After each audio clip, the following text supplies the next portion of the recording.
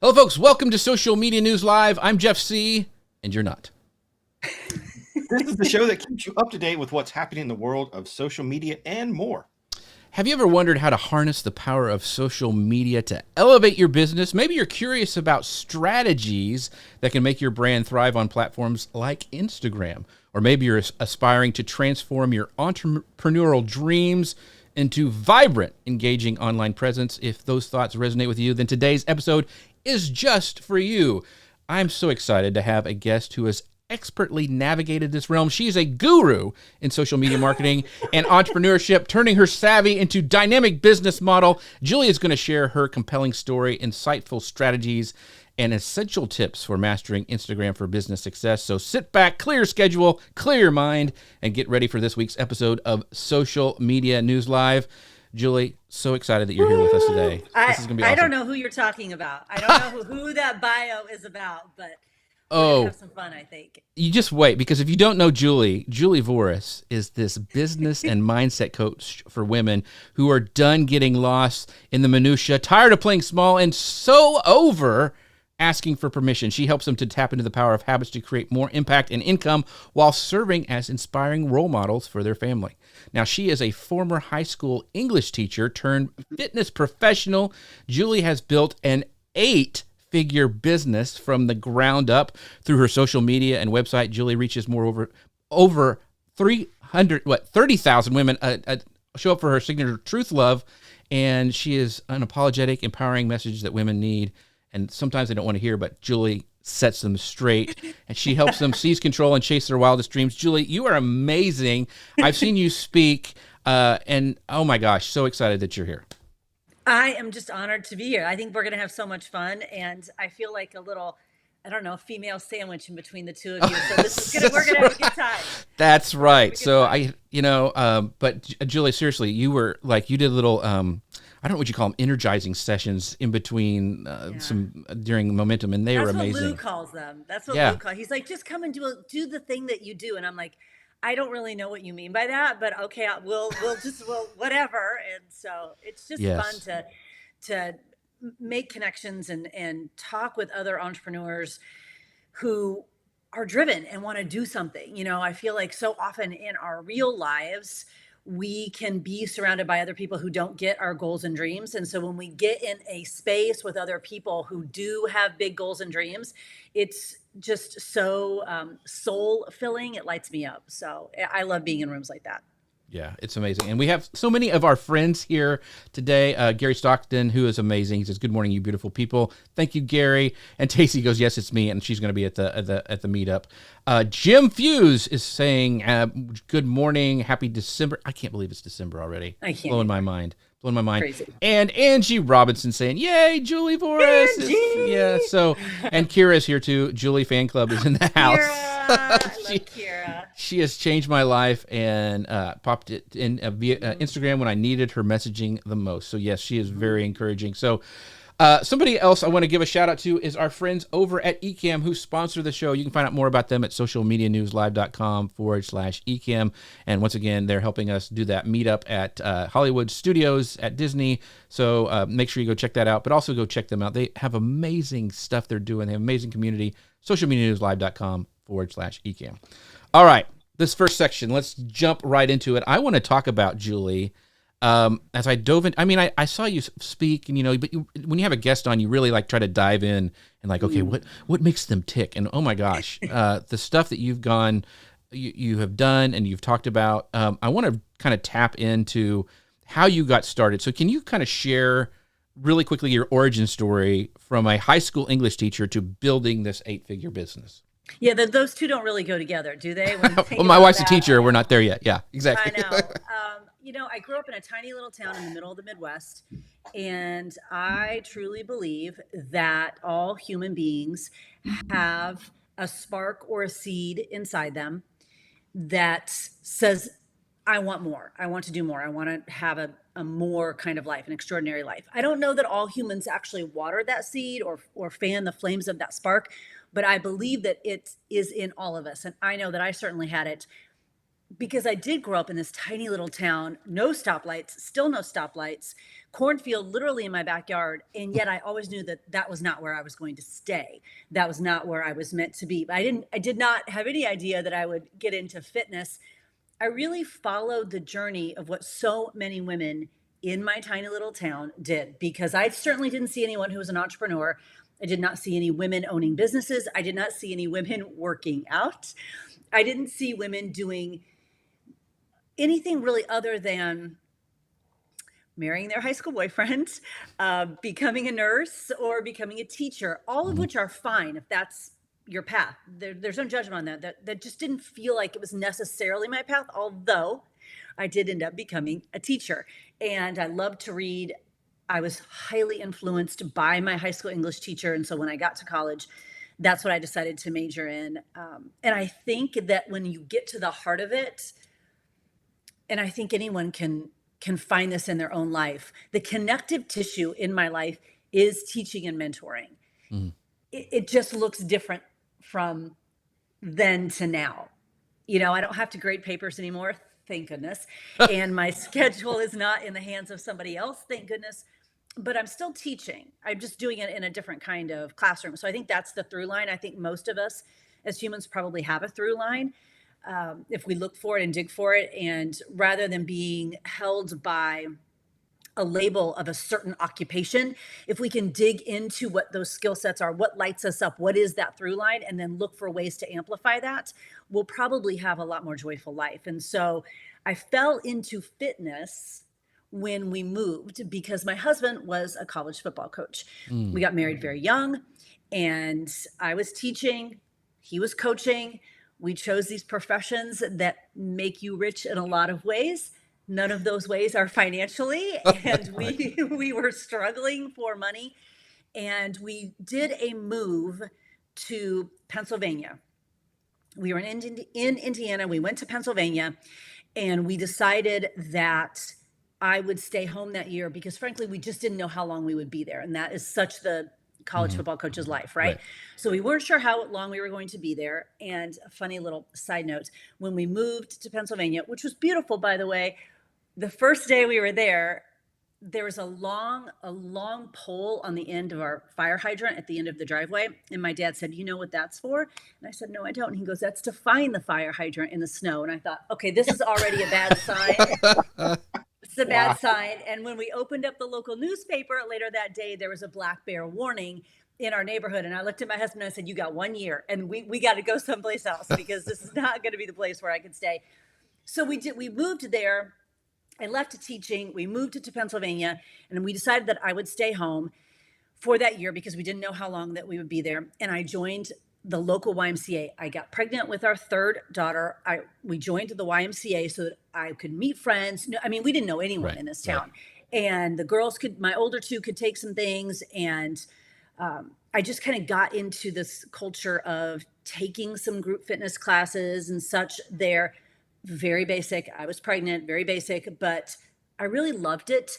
And I'd never been in a town where I really had that as an option. You know, before it was I kind of worked out on my own. I'm a person who can't sit still. So I've always been kind of a worker outer or a mover, but I was doing it on my own, or I was doing the Firm VHS tapes, you know, back in the day, which tells you how old I am. So when we moved to Pennsylvania and I got to join the Y, I'm like, oh my God, this is just, it's a community of people who dig health and fitness. This is super cool. We did move the next year, thank goodness. And we moved to Wisconsin. But that year, 2001, was a real pivotal year for me in a lot of ways. My dad got diagnosed with cancer. We moved in May.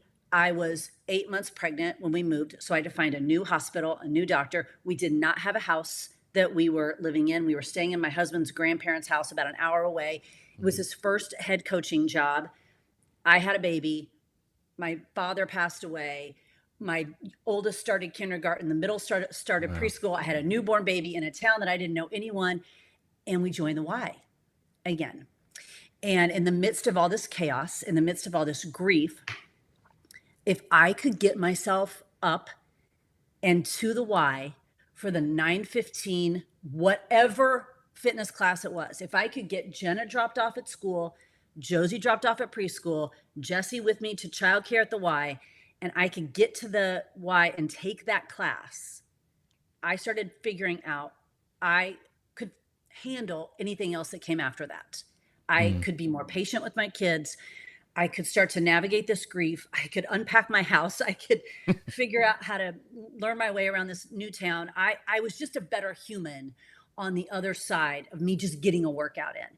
And even though I had always been a mover and always been a person who couldn't sit still and always been someone who loved physical activity, it wasn't until then that I really made the connection, the mental and the physical connection between I'm a better human after I move my body. And it didn't take very long of me doing that, about, September, October, November, so 2-ish months. And I was sitting on the blue bench in the Y one evening, and I had Jessie, my youngest, with me. Jenna and Josie were upstairs taking a couple classes. And the group fitness director sat down next to me on this blue bench while I was waiting. And she said, I've seen you in class the past couple of months. I think you should start teaching group fitness. I'd like you to start next month. And that one conversation changed the course of the rest of my life. Would I have found fitness as a career on my own? I have no idea. But the fact that one person, we've all had those conversations, one person can have that conversation with you, and you just saying yes can change the rest of your life. That's how I went from being a high school English teacher to kind of falling into fitness. At the time when I started as a hobby, I had no idea it would be the basis for what grew my business and changed our family's lives from that point on. Wow. All from somebody sitting down and taking the time to say, hey, you have a skill. Yeah. Let me give you an opportunity. And then you jumped with that opportunity. I mean, that was probably scary. That opportunity probably was like, I don't know. Yeah. And what's so interesting about that too is clearly I had no idea about anything about teaching group fitness. I had never done it before. I had no idea. And somehow, although I was like, what am I doing? There was also this bit of just innocence or naiveness where you're just like, well, I don't know what I'm doing, so let's just figure it out. Right. And I think that is the key to being an entrepreneur, kind of maintaining a little bit of that sort of innocence and that you don't really know what you're doing and who cares, let's just figure it out along the way. I think that is the key, because if you just keep opening the doors and stepping through the doors and putting one foot in front of the other, you'll figure stuff out. It's the people who allow the resistance that they don't know what they're doing to be the obstacle in their way that kind of stay the same their entire lives. There is just sort of an embracing of, I have no idea what I'm doing. I likely will look like a fool for a while, right? But let's just, try to, because honestly, Jeff, I thought, well, we're going to get a discount on classes at the Y and we're really poor. So, okay, let's try that. That's good.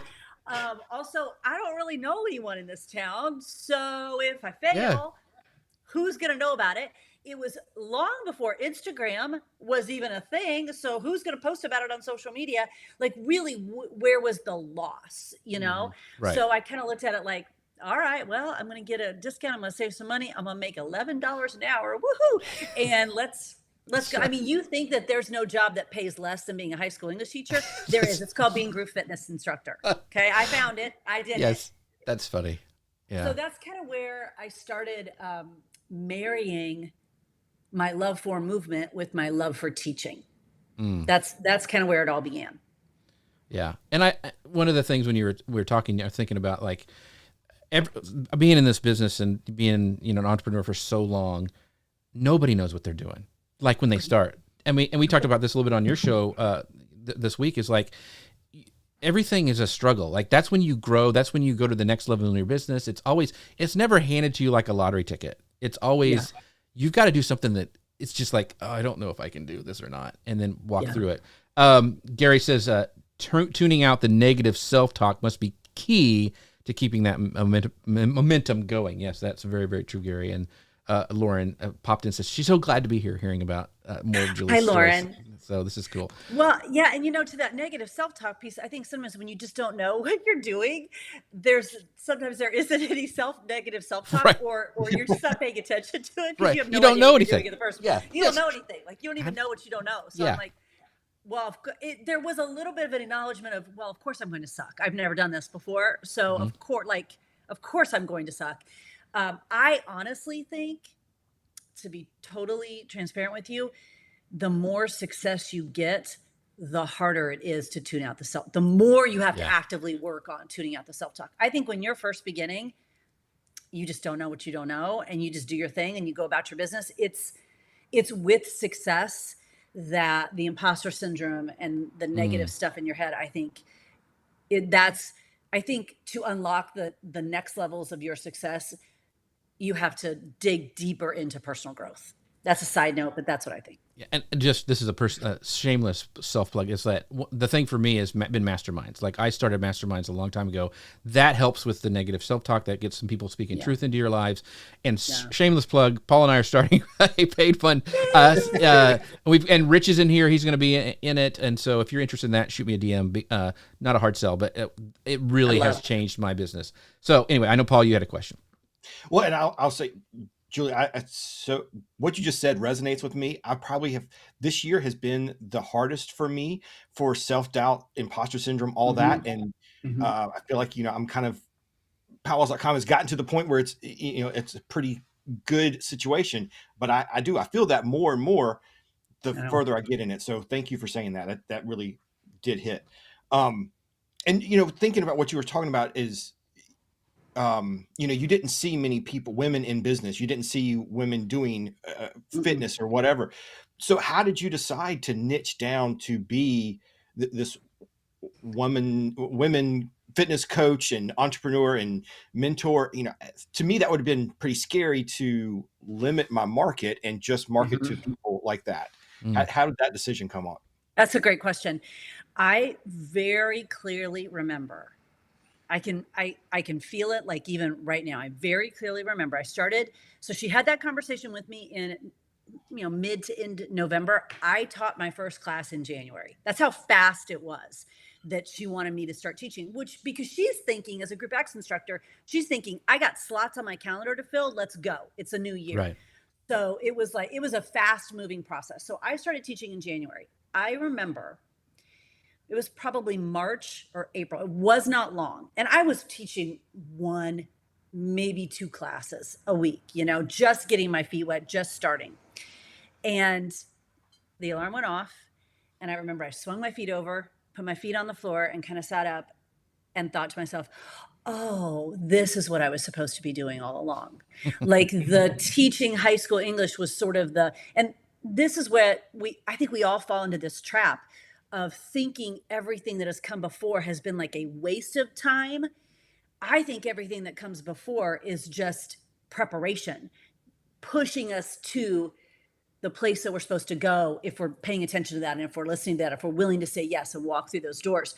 But I can remember that so clearly, like just really waking up and going, oh, this was the thing that I was supposed to be doing. So to your point, Paul, I don't know that it was a decision that I made or if it was just a calling that I listened to. But when I got on a stage and I could look out into the audience and I could see the light bulb click on in someone's eyes, female most of the time, because that's who I was teaching. But when I could see the light bulb click on in a woman's eyes that, oh, I actually could do one more push-up than what I thought. Oh, I could do one more squat than what I thought. Oh, I could do that exercise a little bit longer than what I thought. When I could see that light bulb click on, like, that was everything. That was the fuel that I needed. That was teaching, just in a different classroom. And I think that that's what I'm supposed to be doing. So it just kind of reinforced that to me. And it wasn't necessarily a decision to niche down. It was just a listening to what was in my heart. And when I realized, like, oh my God, this is what I was supposed to be doing all along, then I doubled down on it. Then it went from being oh, this is kind of fun and I can get free classes for my girls at the Y, to I think I could do something with this. That was the kind of the turning point for me. So I got a kind of final question for this kind of section. But first, Angie Robinson says, this is a great point. She goes, the negative self-talk will never go away. It will show up in different ways. It's a matter of learning how to manage it. And then she goes personal development for the win. And Angie's going to be on the show later on in December, so I can't wait for that one as well. So stay tuned for even more great stuff from Angie. But what I want to ask you is, okay, part of this personal development is, as your business grows, how do you stay motivated and continue to innovate in your business? Because, and also, like, Paul and I both want to know, where does your energy come from? Because you are one of the most energetic person I know. Is it because you're moving all the time? And I can just see you crash like at like 10, like she's done, like all her gas is out. So how do you stay motivated, and where do you get your energy? Me at 8 p.m. watching Disney Plus because I'm done for the day. Okay, this is funny because I do get this question a lot, and it is exactly that, Jeff. Like, how and why are you so motivated all the time? And I'll be completely transparent with you. I have 3 reasons to be motivated, to be leveling up, to be stepping into my best self, to be on a constant quest to create this life that I want to create. And their names are Jenna, Josie, and Jessie. Period. Because I cannot look at my girls in their eyeballs and tell them that they can go after any dream, do anything in their lives that they want, if I am not modeling that too. It's just not authentic. So when I feel off my game, when I get a little sideways, which all humans do all the time, especially entrepreneurs, I remember who's watching me. And maybe that sounds corny, or maybe that sounds hallmarky, but that is my truth. I remember who's watching me, and I remember, or I remind myself of the responsibility that I have as a female in the world right now, having 3 females in my life. And I don't take that responsibility lightly. So I don't worry about motivation.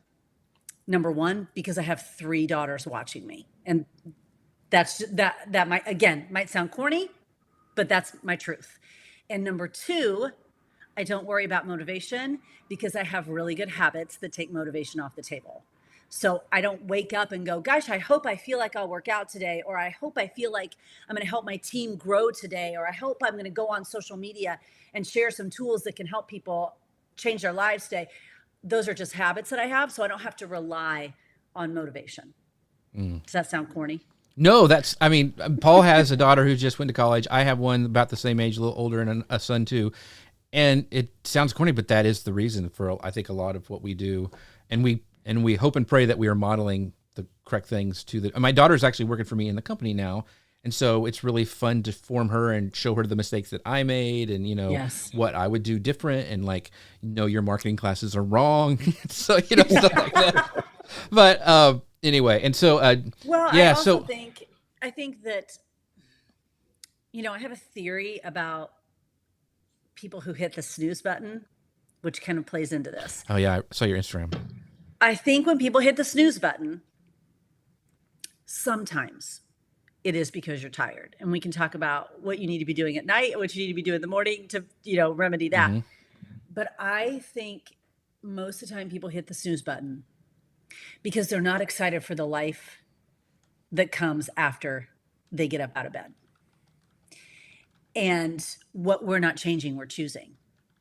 So when people say, why are you so motivated, or why do you have so much energy? Because I freaking love my life.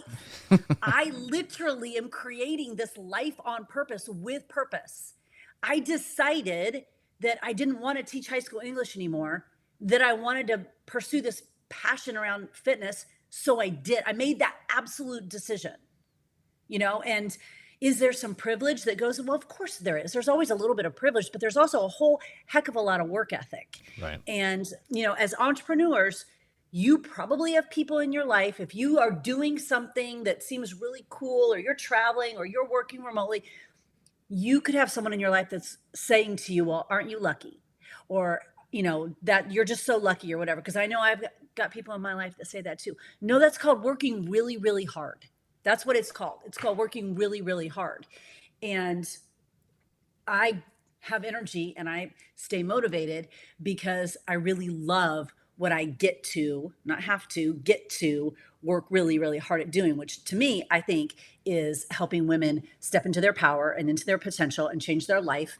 And I think that's through personal growth and movement and habits. I really love what I get to do every day. And I really love this life that we're creating on purpose with purpose. And if I'm not loving something and it's not bringing me joy, then I'm changing it, because when I'm not changing, I'm choosing. And I think some of that comes from having older parents. My parents had me when they were in their 40s. Mm-hmm. So I think my sense of time maybe is a little bit different. I lost my dad 22 years ago to cancer. And I think my sense of time might be a little bit different. I'm just always feeling like there's not enough time. And so because I don't feel like there's enough time, I better take advantage of every second that I have. There's just no time to waste. Right. That's how I feel. So I just don't struggle with being motivated. I'm like, shoot, like you don't even know if you're going to wake up tomorrow. Let's go. You know? Yeah. Well, like Lauren Gadule, who is, this is her whole talk at Momentum, is you're going to die. She goes, luck, in my experience, there is no such thing as luck. So that's really good. Yeah. And you're really resonating with people. Jim says, I retired from the military so I could be there for my daughters in the middle school and high school days. And then so also, important. Yeah, Chris Stone says, he's watching over on LinkedIn, says, fantastic mindset of modeling for the future, tremendous legacy. Totally. Well, you really hope your kids do so much more than what you are doing, right? Mm-hmm. You hope that they kind of take I've watched what my daughters do and are doing in life. And I think about what they've done. I think about Jenna moving to New York right after she graduated from college at 22 years old. Listen, at 22 years old, there's no way I would have moved to New York City by myself. There's no way. But she didn't know me at 22. She knows me now. Right. So how I'm acting, behaving, modeling now is what matters. Josie, my middle one, moved down here to Orlando when she was 18, got an apartment by herself to dance with Orlando Ballet. I would never have done that at 18, but she didn't know me at 18. Jessie, my youngest, is at 22 years old living in Hong Kong. I wouldn't live in Hong Kong right now. I can't even imagine that. Right. But they didn't see me when I was that age. They saw me when I understood the importance of personal growth, understood the importance of habits, and understood the importance and the responsibility of modeling that for them. Mm-hmm. So even though 98% of what they do is their own DNA, 2% is the fact that they've seen their mom build a business from the ground up and all the stuff that goes into that. They've seen their mom just model consistency and perseverance and having dreams and goals and doing the work and having a work ethic. And so again, 98% of what they're doing in their lives is all them, but the 2% that you might have some control over as a parent, well, I don't take that lightly. Like I better show up as my best self for that little 2%. That's awesome. Yeah. And when you were talking about, your dad and what you've learned from that, and Kira even says, this is where grief becomes a strange gift that shifts your perspective on time in a positive way. So yeah, I think we all have that, it's 100% death rate. And so what are we going to do with the time we have? I do want to say really quick, you mentioned your habits, and I want to make sure I push this before we get too far, and we're going to do it at the end too, but Julie has an amazing download talking about habits and the holidays. JulieVorris.com/holidays. Make sure you go sign up, get that free download from her. She's got some great stuff on there. She talked about, don't hit snooze. I saw that on her Instagram. I was like, oh, that's good. That's good stuff. So JulieVorris.com/holiday. Make sure you go check that out and get on that list. So, all right, Paul, let's jump into the brass tacks of how Julie did all this stuff. So go ahead. I love Instagram. I love Instagram so much. So, tell me. Yeah, I guess first, how did you decide on Instagram? And and I know you do a lot with stories. Why? What made that a platform for you, and kind of how did you even figure out that that's where your audience was? Well, first of all, I was on MySpace, Paul. I was on MySpace. Oh, yeah. I don't know. Oh, yeah. I don't know if you were on MySpace, but that's where I started.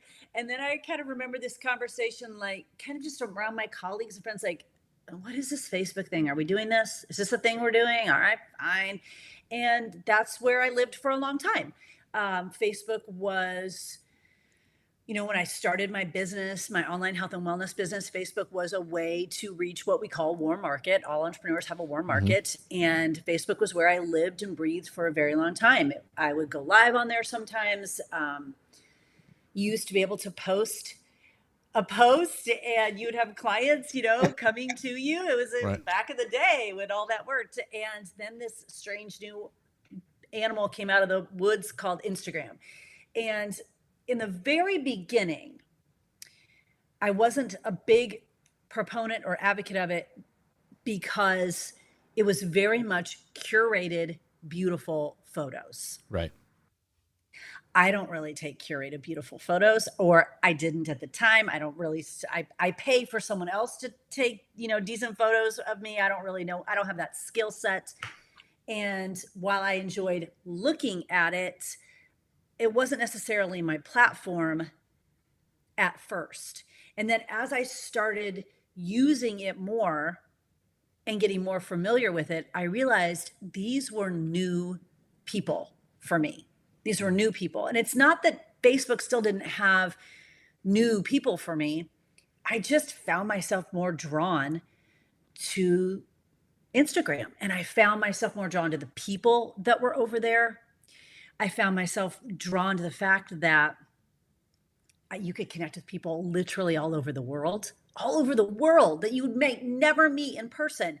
You could connect with them. And it just became this platform where I started to find more like-minded people than I was finding on Facebook. So, where your energy goes and your attention goes, energy flows. And so I just found my attention being more and more pulled in the Instagram direction. And because I was spending more time there, that platform flourished for me more. And then I started diving into the tools of it more. Lou Mangello, our mutual friend, was the first one to suggest that I do more lives on Instagram like I had been doing on Facebook. And once I did that, I'm like, oh, game on. Because now it's almost like I'm on a stage again, Right. And I could create a community around it. And again, I could be talking to someone in the Netherlands on this little free platform on my phone. It's mind-blowing to me. The fact that we can connect as humans all over the world on these basically free platforms on our phone. So it just became my platform where I found the most like-minded people and where I enjoyed spending my time. And it's always interesting to me when people say, oh my gosh, I just can't be on social media. It's so negative. I always say to them, well, what's your feed look like? Because you're in charge of that. Like, you don't like your feed? Right. Fix it. Yeah. My feed is full of Disney people and health and wellness people and smart people who help me stay educated on what's happening in the world in a factual way. And that's what my feed is. So I enjoy my feed. And if you don't enjoy your social media feed, well, that's on you. What you're not changing, you're choosing. You need to curate it differently. I think that's the first time anybody has said that on the show. It's like, 'cause everybody gripes about the algorithm, but nobody says, hey, you know what? You're kind of in charge of that. Like, if your TikTok's giving you junk or your Instagram Reels are giving you junk, that's on you. So that is very refreshing. But in fact, I mean, you talked about how, I mean, I just, it blows my mind that I'm able to do this, go to all these different platforms, talk to people across the world. Cause I grew up in a small town too. Like, Yes. you could go down to the barber and that was about it. That was your reach right there. The barber was like, if you could get him, man, you had it made. But like Julia is saying, listening while working at the dog grooming business, Julie helped me grow. So thank you, Julia, for saying that. Yay. I want to get kind of want to get like the brass tacks, like really cause I am on Instagram. I use it, but I'm not like Julie, like who knows the ins and outs and all that stuff. So like, do you like use trending sounds on your Instagram content? I mean, no. Okay. You don't do any of that kind of stuff. I mean, you're just posting good content. I want to know your strategy. Okay. Here's my strategy. Number one is always be super curious and always be learning. So I mean, if I knew everything there was to know about Instagram, I'd have a gazillion followers. But also, do you want a gazillion followers? Or do you want, like Seth Godin, author, speaker, thought leader Seth Godin always says, smaller, more engaged is what creates a movement. Because we could find people with several 100,000 followers with a very disengaged audience. So why not create a community around perhaps a little smaller audience, but that's very engaged. And you feel like, I just think as humans, we all want to feel like we're making a difference, right? And sometimes we get caught up in the metrics of social media. We get caught up in the metrics of Instagram. And there's nothing wrong with wanting to grow. There's nothing wrong with that, because the hope is more eyeballs on what you're coming to that platform to serve and to share with will help you make a bigger impact, right? So there's nothing wrong with wanting to grow. Let's just not forget that the biggest metric is how can we get people to engage, not just with you, but with each other, and have this beautiful community where what you feel in your heart you're called to do, to serve and to share, is actually making a difference. So I don't mess around with trending audio. I am very intentional about my audio. I don't know if you saw my reel that I posted this morning, but it was another tip for your morning routine, which is about taking a shower first thing when you get up. So it was very intentional about the sound that I put behind that, because someone's going to get that and go, oh, I see what she did there. So I put thought into what I'm creating, but I'm not really using trending audio. Frankly, Jeff, I just don't have the time to be messing around looking for trending audio, right? And I was a fitness instructor. I'm very in tune with my music. So I have an idea already of what I want to create. But I think that we have to remember, you know so much more than what you think you know. We talked about this too. Like we know so much, and we think everybody else knows it, and they just don't. Like, not everybody knows how detrimental hitting snooze is for you, for your brain, for you, for the rest of the day. I just assume everybody else knows that, but they don't. So that's a piece of content. That's a piece of content. Or taking a shower when you wake up, or writing down your goals every day, or whatever it is that I'm sharing. We have to really, as entrepreneurs, dig into the fact that we know stuff that other people don't. We have to stop assuming other people know what we know. That becomes your content. You are most prepared and positioned to serve the person you were before you found your solutions. I am most prepared to serve the woman that I was before understanding how fitness could change my life, how habits could change my life, how personal growth can change my life, how stepping into my power and my potential can change my family's life. I am most positioned to serve the person that I was. And when we remember that, that helps us create content on social media, because you're not creating content for you, you're creating content for your person, period. And the person that you were before. And the person that you were before, and also the person that you want to work with and attract. Because sometimes I think about the woman that I was before and where I was even in my personal growth journey. And that's all well and good, and that's fine. But I'd like to work with a woman maybe who's a little bit more evolved now, because I am. So I would like maybe come a little bit closer. And so sometimes it's not all the way back, but really when you think about the solutions that you have found that have made your life easier and who you were before then, you're kind of helping that person that you were then. And social media, when you're using it for a business, is all about serving and sharing and helping that person. It has very little to do with you. So you'll notice as I continue to learn and evolve and grow in the Instagram platform, as I continue to learn, because clearly I don't have all the answers, but you'll notice that on my feed, you're not finding pictures of my family. Because what happens with pictures of your family? Oh, those get tons of likes. Well, that's vanity metrics. Because are you selling your family? No. So I don't need a picture of them on my feed, but they can be in my story. But on my feed, better be tools to help the woman that I'm talking to. That is really good advice. That's really good. Yeah. Yeah. It's so easy to post a picture of your family. Yeah. Because it's going to get a bunch of likes. Right. And it's, and especially, but that's not a business. If you're using Instagram just for personal, fine. But if it's a business. But we're not talking to people who are using social media for whatever they want. We're talking to people who are using social media for their business. And I mean, we all three of us could post a picture of our family, and especially because my husband rarely shows up on social media. So if I post a picture of my husband, people are like, oh my God, he exists. So if I post a picture of my husband and all three daughters in the same place at the same time, well, I'll get all kinds of likes. But does that grow my business? No. Probably not. So that stuff can go in my story, Or if there's a way for me to share that also shares the thought process behind it, how it got there, in a way that helps the person watching it. Otherwise, it's just a vanity post for look at me and my family. That's not what we're doing here as a business on social media. That is such a good point. Such a good point. That's great. Well, how is Threads for you? Have you integrated Threads at all, or are you sticking with just real stories and the core of Instagram? Here's what I think about social media, and this was a lesson taught to me a long time ago. So take it and use it. It's always take the meat, leave the bones. Take what works for you, and then leave the rest alone. A long time ago, I heard this, and I kind of have lived by it since. Find your platform that you love, that you yourself love, that you love creating content for, that you find your like-minded people, that you just vibe with. Be there. Let go of the expectation that you have to also be in all the other places.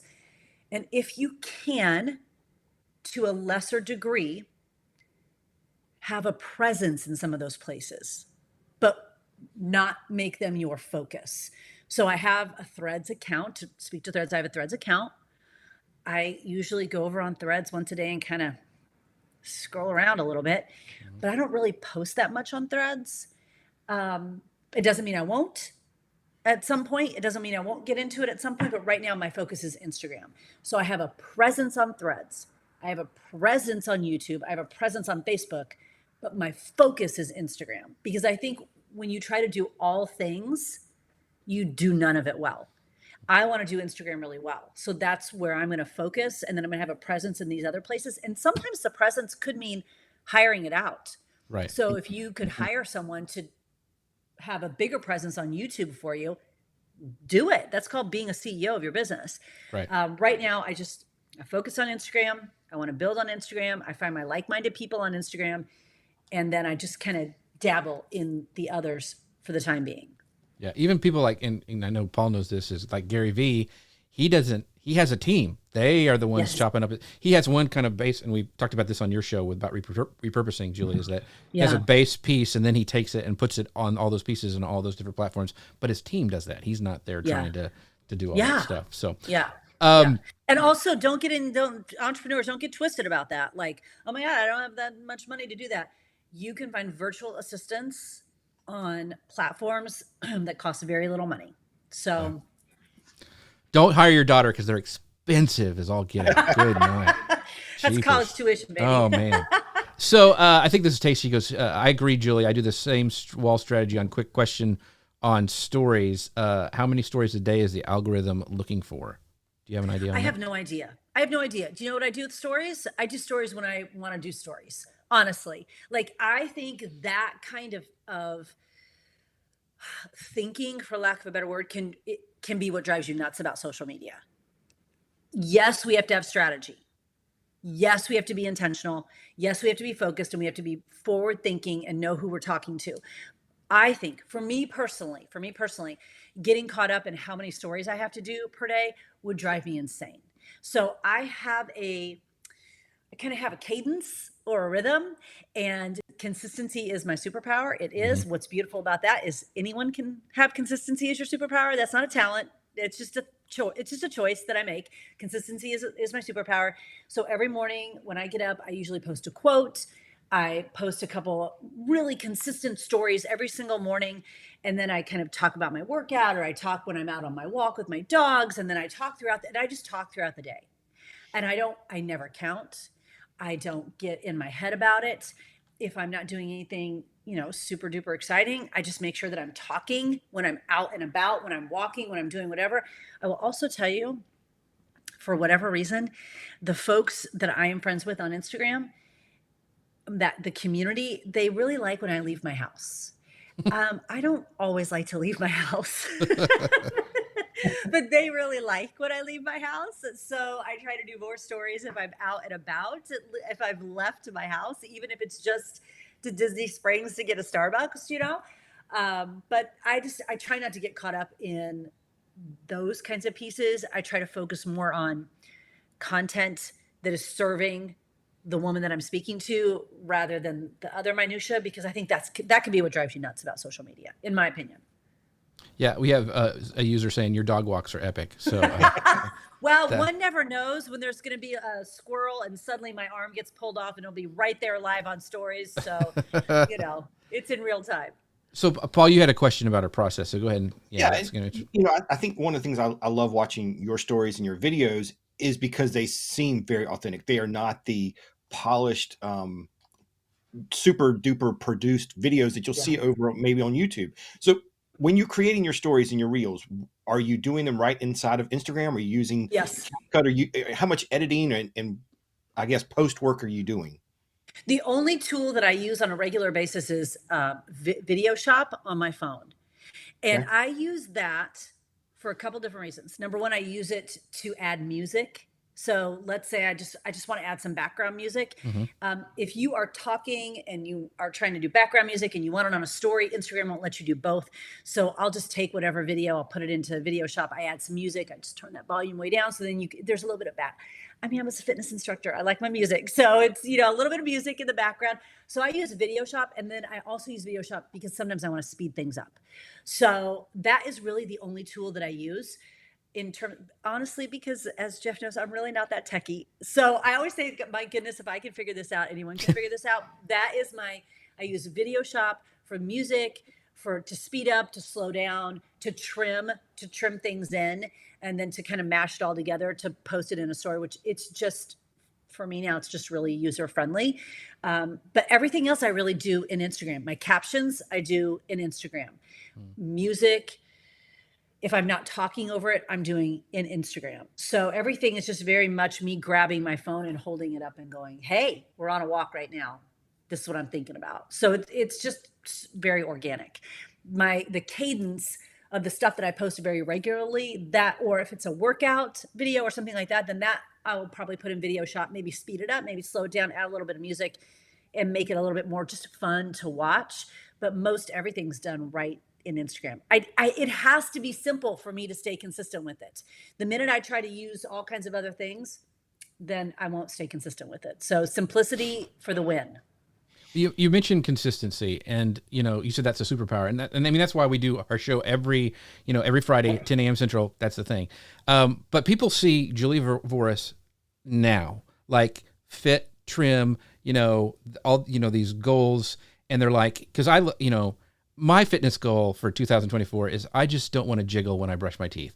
That's it. Not a high one. I can help you with that. But I know you can. So but people see the final thing and like, man, I can never get there. So tell a little bit about how long were you consistent before you really started to see those results? Because I know a lot of people I can never get there, or I can never build my business to the next level. It's going to take too long. I'm going to run out of money or whatever. Talk a little bit about that length of time, about being consistent. Well, here's what I know. I know that the time's going to pass anyway. The time's going to pass. So if the year is going to pass, whether or not you do XYZ or not, then why not do XYZ and see what happens after 365 days of doing it? I think most people, most humans on this planet, us included, depending on what we're talking about, us included, assume that whatever it is that we want to do is going to take ginormous overhauls, huge effort, and we're going to have to work 25 hours a day. Now, I know that you feel me on this. Some of us need to go to Disney, okay? So we can't be working 25 hours a day, all right? Some of us need to go to the Magic Kingdom and get a Starbucks. So adjusting your expectations, right-sizing your expectations, as my friend Jenny says, right-sizing your expectations, and kind of having just a gut check with yourself. If I can say it this way, just freaking get over yourself. Stop resisting yourself. Stop putting roadblocks in your way, and have this real conversation with yourself that the time's going to pass anyway. If I just decide that I'm going to spend 20 minutes every day working on my business, well, that's 20 more minutes than I was spending before. And at the end of the year, it's going to add up. Or I'm going to spend 15 minutes every day moving my body. That's 15 minutes more than I was doing before. I'm going to drink one more glass of water. I'm going to go to bed 15 minutes earlier. It literally is these teeny tiny little habits that add up and create this compound effect. I also want to say, in kind of a weird, transparent note, that often what you see at the end, or not at the end, we're all in our middle, right? So what you see at what you consider the end, but we're all in our middle, is the result of years of personal growth. Years. I mean, you're not seeing right now, in the season of life that I am in right now, you're not seeing, I mean, trigger warning, the disordered eating. You're not seeing the exercising way too many hours. You're not seeing the carrying the generational baggage that I've carried. You're not seeing the family stress and tension that I've battled through in the holiday season. You're not seeing that. Some of that just because there was no social media when I was, in the throes of that. And also because I work really freaking hard on myself first and foremost, so that what you see feels like, oh, it's so easy. No, you're just seeing it right now. Right. You're just seeing it right now. But that is hours and hours and hours of early mornings and late nights and books and podcasts and therapy and this and that, and just work inside, internal work, to get to the place where you can go, you can do this too. And I know it because I've done it, and I'm not that special, So we really have to clear our minds, which is personal growth, of this resistance to it must be so easy. That person's so lucky. Why is this not happening overnight, when there is not one successful person on this earth, however you define success, however that definition looks for you, there's not one successful person on this planet who has done it overnight. You just haven't seen the years of junk that they've had to navigate their way through. But because if they're a good human, because they've navigated through that, part of their purpose probably is now to help you shorten that learning curve. Because I know that's what it is for me. Like, I am just really passionate about shortening the learning curve for the women with whom I work, because I have been in my own way a lot. I have navigated a lot of junk. I have worked on generational baggage and generational trauma and all the stuff that we work through, the patriarchy and, all of the bits. So if I can shorten someone's learning curve, I think that's part of my purpose on earth, is to help them connect to habits that connect to their goals and dreams. And how can we shorten that distance between what we're doing every day and what we want to do with our life?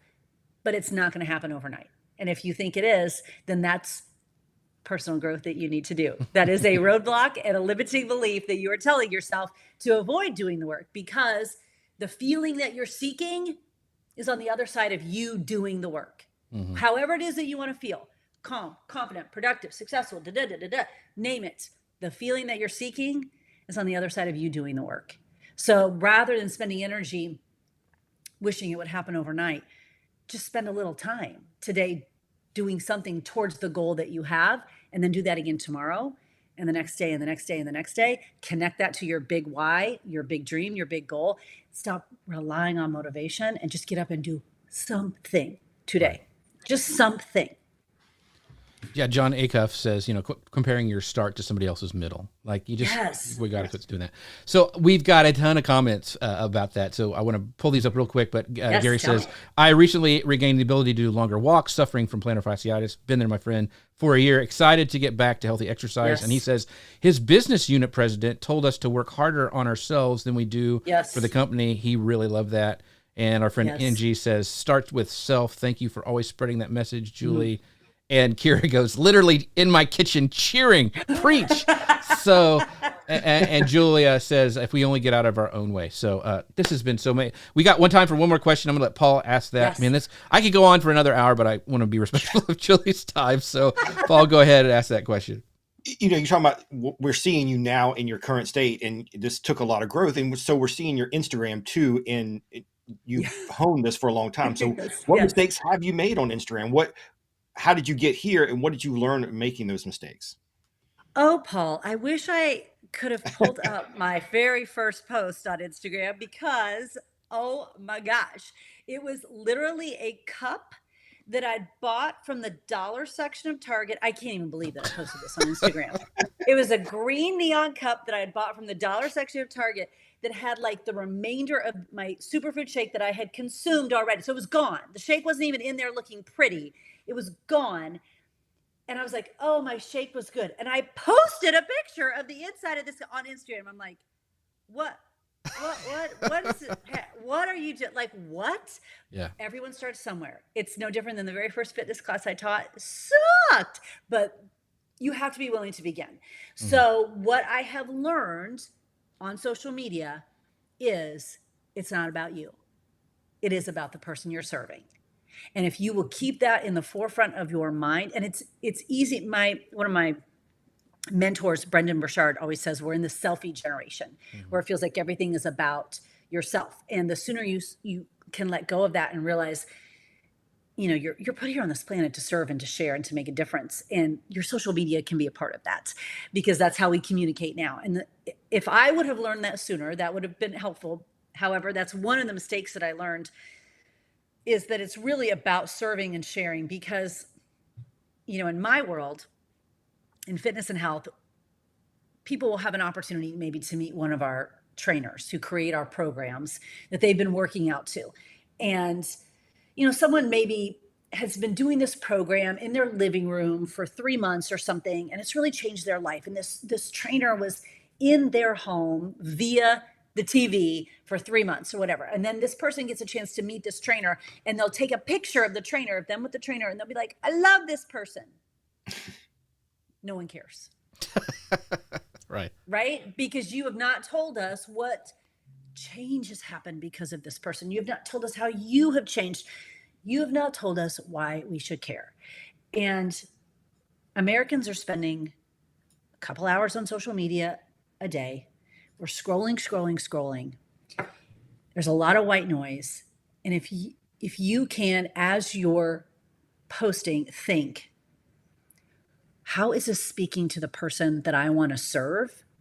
You have a much greater chance of breaking through that white noise. You have to tell your story.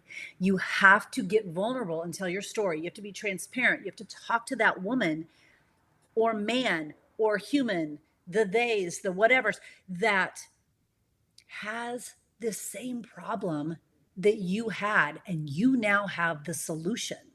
And when you tell them that story and you create that connective tissue, that's when your social media takes on a whole nother level, because nobody cares about the picture of you with the trainer, but they might care that because of these 20-minute workouts a day, you're more patient with your kids, and they could be more patient with their kids too.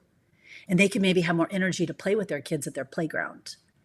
And maybe they would feel better in their skin and better in their relationships. Okay, now we're talking about a different kind of social media, aren't we?